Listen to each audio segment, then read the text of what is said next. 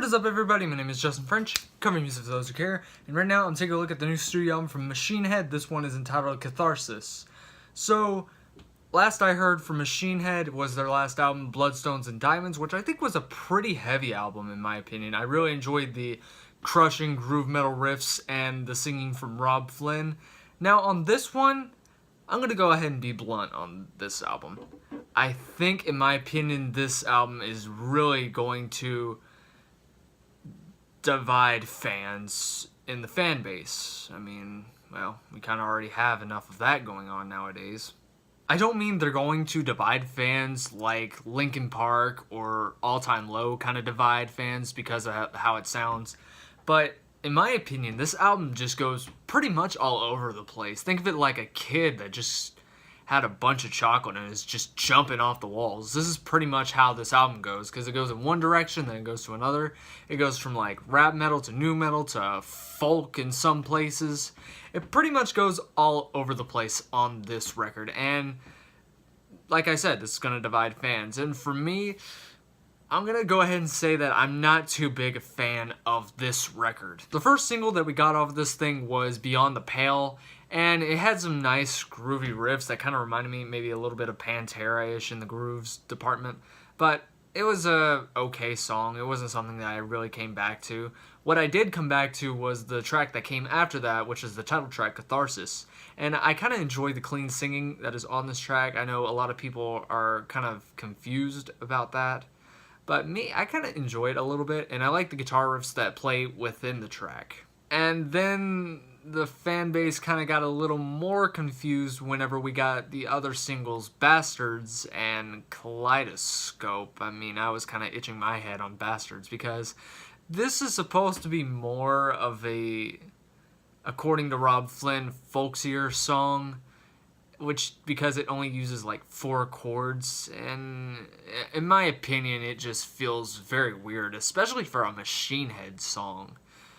And then Kaleidoscope is pretty much like something we might have heard from Supercharger, something from the nu metal days pretty much. So if you haven't heard anything from that, or you have, you're not really missing much. The track Triple Beam goes into kind of rap metal territory, which I thought the band had left behind whenever they did the Burning Red. And I'm gonna go ahead and be blunt. Yeah, I don't really enjoy this track. This is probably my least favorite track on the record. If there was one track that I do have to say is a pretty good track, I would say that track 11, Heavy Lies the Crown, is a pretty actually enjoyable track. It's about almost 9 minutes long, and I really enjoy like epic tracks. The first 2 minutes and 45 seconds is pretty much just some build up, some weird vocals from Rob Flynn, and then it goes really into super heavy territory, and I really enjoy the solos that are on this track. You all want more stuff in the vein of Bastards? Well, you get that with tracks such as Behind a Mask and Eulogy, the final track that is on this record.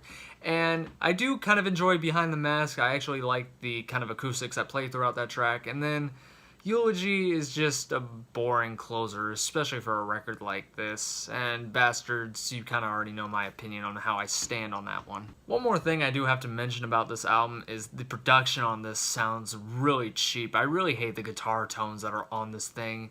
And Rob Flynn's vocals don't really sound very well, especially on the track Behind the Mask, which is one of my favorites on this record. It's just the vocals on that just sound pretty watered down in my opinion. So overall, I do think this album is really going to divide fans as to where they stand with Machine Head.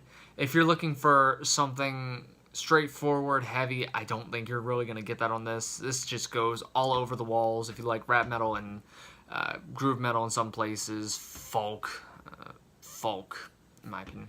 But overall, I'm not really impressed with this release. I think this is pretty much a big step down from Bloodstones and Diamonds, but hopefully the band can kind of rebound from this release on the next one they do, whenever that'll be coming out. So my rating on this is most likely going to be a 4 out of 10.